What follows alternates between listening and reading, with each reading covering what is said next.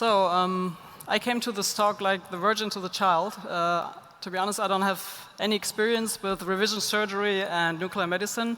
I only know nuclear medicine for tumor cases. So this was very interesting for me to really review the literature, and I'll try to summarize or give you a take-home message on that. So it was quite challenging, to be honest.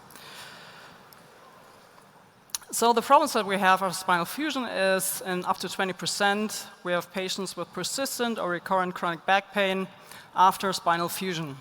So up to 14% require additional surgery or revision surgery within 4 years. And the challenge is to identify patients who will benefit from surgery and identifying the pain generators. So when we look at this image, this is a patient who received spinal fusion at L4-5 2 years ago. He has chronic persistent back pain. What do you see there? You don't really see anything specific. Some modic changes, no screw loosening. So what do you do next? So the problem with standard imaging, as we already heard, is that it might be less reliable and inconclusive on postoperative follow-up.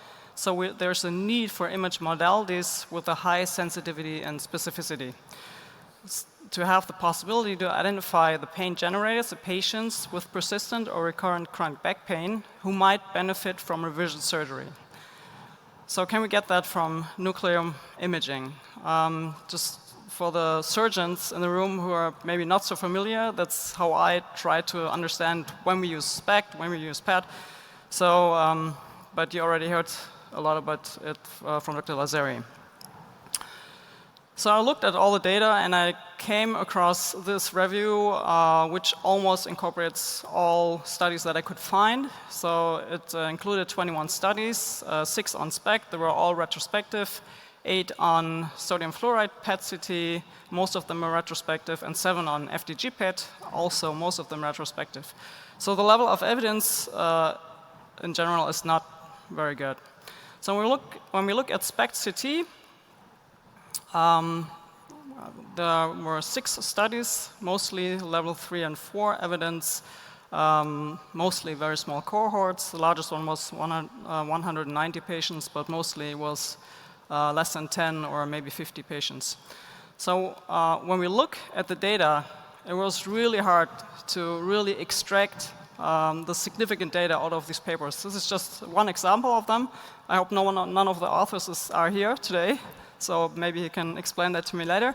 But what they found is that they had 18 patients with chronic lumbar back pain who received SPECT. In 14, they had an increased tracer uptake, and in 30%, they diagnosed pseudoarthrosis or non-fusion, and in the rest, 50% had focal degenerative changes, including adjacent segment disease. So when we look at this, 4 of the patients with pseudoarthrosis, 1 of the patients denied revision surgery, received another surgery at the index level, and 9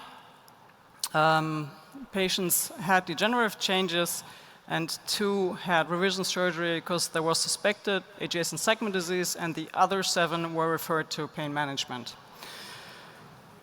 So what they found is that there was a significant improvement in pain in the patients with pseudoarthrosis, but there are no data in the paper whatsoever on the other 9 patients, so we don't really know what happened to those patients. So level of evidence low. This is just one example. This is an image where you can see cage subsidence on the left side. On the right side, you see pseudoarthrosis of the facet joints, L5S1. When we look at hardware loosening, another paper, also very hard to read, they found a true positive rate of 70%. So they had almost 50 patients. In 13 patients, there was a higher SPECT tracer uptake. And in 9 of these patients, the uptake was truly hardware loosening. The way they confirmed it was by surgery. So there was no way for them to tell only on the SPECT scan. And the other 35, there was no tracer uptake, and they found this to be true negative. So this was confirmed by revision surgery, which was not necessary in 12 of these patients. And in the other 2/3, they confirmed it clinically on follow-up. So what they come up with is that they say the sensitivity is 100%. Specificity is also supposedly very good negative predictive value, but does it really help us? I mean, so these are the images they provide. So you see 3 SPECT scans and 3 patients. So who of you can tell me where we have screw loosening? No one. Okay, I couldn't. I mean, I had to look at the legend of the picture. So left side is a true positive L5 pedicle screw loosening. In the middle is a false positive L5 screw loosening, so it's a facet joint degeneration. And on the right side, you have positive SPECT for other reasons. So what I do with this imaging, I don't know. Again, hardware loosening. So here is a better image, a fusion with a CT scan. But to be honest, I mean, I can see the screw loosening on the CT scan. Why do I need the SPECT for? I don't know. And here, hardware failure. I can see the broken rod here. Why do I need SPECT? I mean, it doesn't even glow at the side of the breakage, but at the pedicle screw. So to me, it's quite unspecific. Adjacent segment disease, I found 2 papers who found SPECT abnormalities in more than 60% of patients more than 4 years after surgery, and they come to the conclusion that it might help detect adjacent segment disease. So when we look at PET-CT level of evidence, it's the same, it's pretty bad, very small cohorts. Again, very hard to read papers. They looked at sensitivity and specificity, sorry, patient-based and screw-based, and yeah, they found a pretty high sensitivity and specificity. Another paper, same thing, high specificity and high sensitivity. They found tracer uptake in various locations at the screws, the cages, rods, the fixation site, the hardware, bone grafts. So for me, I don't really see the potential of this for revision surgery. For FDG PET, maybe it's a little bit better. Also, the level of evidence is pretty bad, small cohorts. The problem, as I said, that normal standard imaging is very hard for diagnosing, especially early spondylolisthesis.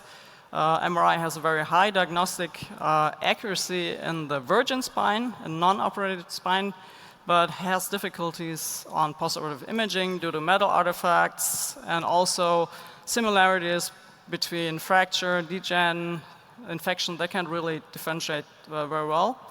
So they looked at FDG PET for spondylolisthesis. I mean, this is a very busy slide, but you just have to look at on the left side here. This is spondylolisthesis without previous surgery. So we see a pretty high sensitivity and specificity. This is post-op spondylitis, and here the sensitivity and specificity are not that good. The same with MRI. MRI also has problems with post-op spondylolisthesis. So what does this FET-PET help? Again, they say very high sensitivity, very high specificity. But to be honest, I cannot really, for me, it has no consequence in the clinical setting.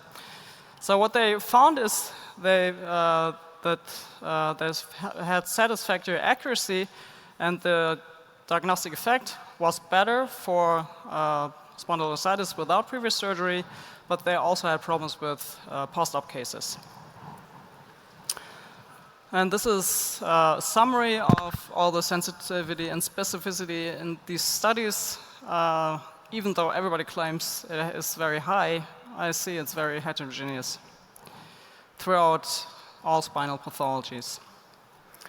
So for the simple-minded surgeons, I try to just summarize what you can use, nuclear imaging for. So if you have a patient with chronic lumbar back pain, and you have inconclusive standard imaging like CT, X-ray, MRI, and you have the suspicion of a spinal infection, FDG PET might help you. If you have no suspicion of clinical infection and chronic back pain, then you can try to use a SPECT or PET-CT, and maybe it will give you some hint whether the patient might profit from surgery. So this is my conclusion. It glows nicely, but what's the benefit? So that's so there are no like true positive benefits for me yet. Maybe this will change in the future. So this nuclear imaging might be a valuable adjunct to MRI in recurrent or persistent chronic back pain after lumbar fusion, especially in inconclusive imaging like pseudoarthrosis or spondylolisthesis. It might guide therapy in identifying pain generators in symptomatic patients, but it's not a standalone tool. You can only use it in conjunction with standard imaging, and the findings still need to be confirmed by surgery. So with SPECT alone, you can't really say whether the findings are true positive or not. And do we really need it for hardware failure? I don't think so. Thank you very much. Thank you very much for a great presentation. I always thought that the right place for nuclear medicine spinal surgery is revision surgeries, and now we could see how low the evidence is. So if you have any comment about that, someone from the audience, or maybe Jeremy, if you want to comment. Yeah, I mean, I think that the interesting thing is as you evolve, isn't it? So as we see how you can use the tool, in those, the broken rod, you don't see anything, but the pseudoarthrosis you do. So I suppose if we have a way of managing that pseudoarthrosis, maybe percutaneously, that would be useful to be able to spot weld a problem in the future. But we just don't have those tools yet to be able to kind of grab something from that set of images and change what your surgical solution is to that revision. So it's all stuff that we need to be aware of and how it evolves, but whether we actually are in a position to use it cleverly yet is a different matter. I mean, even the back pain stuff, as soon as you start looking at your lumbar lordosis profiles and everything else, and you could sit in a room and somebody tell you you've done 20 L5-S1T lifts of back pain and not restored lumbar lordosis, you're a criminal, right? So it's difficult to then go X, Y equals this and move forward, but it's a useful topic to be discussing. Mine's a little easier because it's tumors, so it's the one bit that we kind of have some sense of it, and other people are telling us what to do, so that helps.